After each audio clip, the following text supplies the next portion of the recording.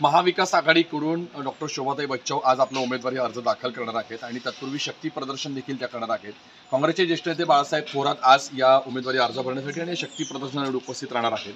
आता आपल्या सोबत ताई आहेत। ताई, काय सांगाल? सुरुवातीला मनपूर्वक शुभेच्छा आहेत तुम्हाला। काय सांगाल उमेदवारी अर्ज आज दाखल करतात? आज महाविकास आघाडीचा इंडिया आघाडीचा वतीने मला जी उमेदवारी मिळालेली आहे धुळे लोकसभा मतदारसंघाची, तर मी उमेदवारी अर्ज या ठिकाणी दाखल करणार आहे।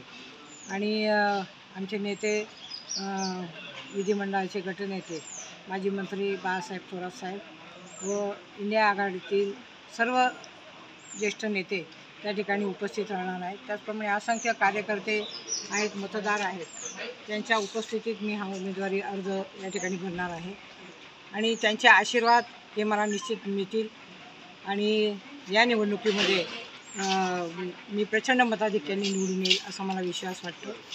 पण असं आहे की गेल्या 2 टर्मपासून भाजपचे डॉक्टर सुभाष भामरे लोकसभा मतदारसंघातून विजयी होतात आणि आतापर्यंत काँग्रेसच्या बालेकिल्ल्याला भाजपने सुरुंग लावलेला आहे आणि प्रतापराव सोनवणे, त्याच्यानंतर आता डॉक्टर सुभाष भामरे हे आपल्यासमोर आव्हानात्मक उभे आहेत। एक महिला म्हणून ज्यावेळेला उमेदवारी करताना कुठल्या गोष्टी आव्हानात्मक आपल्याला वाटतात आणि कुठले प्रश्न या ठिकाणी मतदारसंघात आपलं महत्त्वाचं असतं? नाही, काय झालेलं आहे की 10 वर्षामध्ये भाजपची सत्ता या देशामध्ये आली आणि येण्यापूर्वी त्यांनी अनेक आश्वासनं दिले, परंतु कुठलंही आश्वासन त्यांनी पूर्ण केलेलं नाही।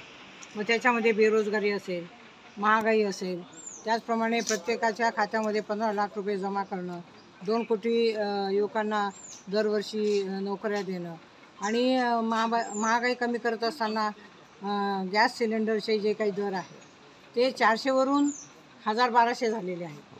त्याचप्रमाणे ज्या काही देशामध्ये दबाव तंत्राचं असं वातावरण तयार झाले, त्यांच्या विरोधात जर कोणी काही बोललं तर लगेच ED CBI ची कारवाई त्या ठिकाणी होते आहे आणि असं काँग्रेस पक्षाच्या कार्यकाळामध्ये कधीही नव्हतं। विरोधी पक्ष निश्चितपणे होता, परंतु त्यांना देखील सन्मानाने वागवलं जात होतं। निवडून आल्यानंतर शेतकऱ्यांना न्याय देण्यासाठी, युवकांना न्याय देण्यासाठी, महिलांना न्याय देण्यासाठी, त्याचप्रमाणे जे काही बेरोजगार आहे त्यांना न्याय देण्यासाठी मी प्रामाणिकपणे प्रयत्न करणार आहे। निश्चितच आपण बघितलं की शोभाताई बच्चव म्हणतात की पुढच्या 5 वर्षामध्ये आपल्याला संधी मिळाल्यास आपण इतकी बेरोजगारी असतील, महिलांचे प्रश्न असतील, युवकांचे प्रश्न असतील, ते सोडवण्यासाठी आपण निश्चित कटिबद्ध राहू असा विश्वास त्यांनी व्यक्त केला। धनंजय दीक्षित, ABP माझा, धुळे। ABP माझा, उघडा डोळे बघा नीट।